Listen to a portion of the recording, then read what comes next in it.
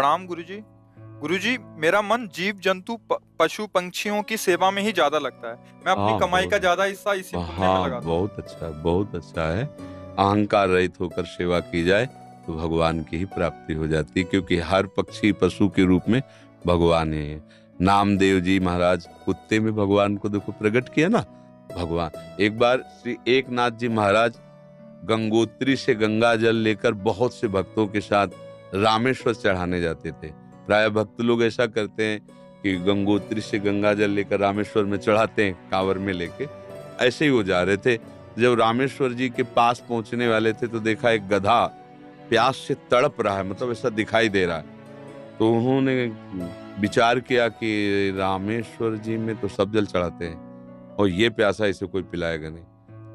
गंगोत्री से लाए थे रामेश्वर जी के लिए, नजदीक गए और गोद में गधे का सर लिया और हर हर महादेव करके पूरी गंगा जली। जे ही गंगा जली पिया तो और जो साथी थे सब हंसने लगे। यार मतलब इतनी मेहनत करके वहां से लाए और पास ही आ चुके थे रामेश्वर के, वहां नहीं चढ़ा, एक गधे को पिला दिया। वो तो रामेश्वर जी गए और वहां रामेश्वर आ गए। गधे को जे ही गंगा जल पिलाया तो भगवान उठ के बैठ गए, बोले मैं ही था, तुम्हारे को देख रहा था कि तुम केवल मूर्ति में ही मुझे समझते हो या सब जीवों में भी मुझे समझते हो। तुम्हारी इस दया से मैं द्रवित होकर यहीं प्रकट हो गया, क्योंकि कण कण शिव है, तो एक गधे से ही भगवान प्रकट हो गए। तो पशु पक्षियों की सेवा भगवान की सेवा, पर अभिमान न करे। भाव ऐसा रखे कि भगवान ने मुझे ये सेवा दी है और सेवा लायक बनाया है, बस। और इसका प्रचार प्रसार न करे। प्रचार प्रसार करने से सेवा का जो सुकृत होता है वो नष्ट हो जाता है। जैसे आप यार मित्रों से और बहुतों से कि हम तो ऐसा करते हैं, हम मतलब ये बात जैसे आप संत से या गुरुजनों से कहे तो बात अलग होती है, बस। इसके बाद फिर इसे गुप्त अगर कोई कहे भी कि सुना है कि आपने पक्षियों की बहुत सेवा करते हो, अरे हम अपनी ही सेवा नहीं कर पाते, पक्षियों की क्या, मतलब उसे हमें दबाना है।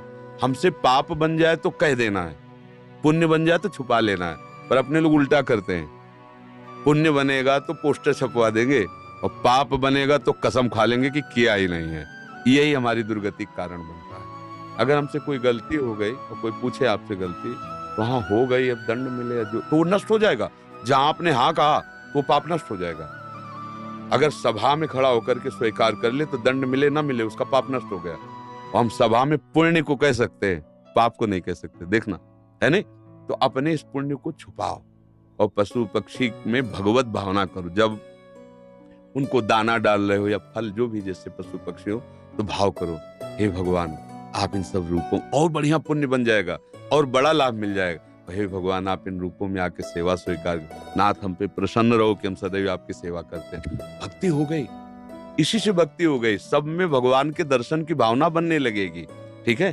पर कभी गलत धन कमा के सेवा की भावना मत रखना।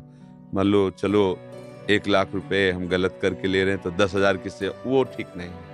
ईमानदारी से कमाओ, धर्म से कमाओ, और फिर उससे अगर 10 रुपए की भी सेवा करोगे तो बहुत बड़ी सेवा मानी जाएगी। 10 करोड़ सेवा बेईमानी से वो तुम्हारे लिए बिल्कुल बेकार है। और 10 रुपए गरीब की एक रोटी जितना पुण्य देगी ना, राजा का उतना पूरा धन का खजाना नहीं, क्योंकि वो मेहनत से करके, और 4 रोटी में 3 में परिवार चलाया, अपने हिस्से की दे दिया दूसरे को, बहुत बड़ा दान हो गया।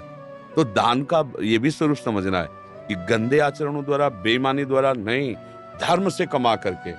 एक बार राधा बाबा ने भागवत सुनी, एक ब्राह्मण आते थे, श्रद्धा से सुनाया।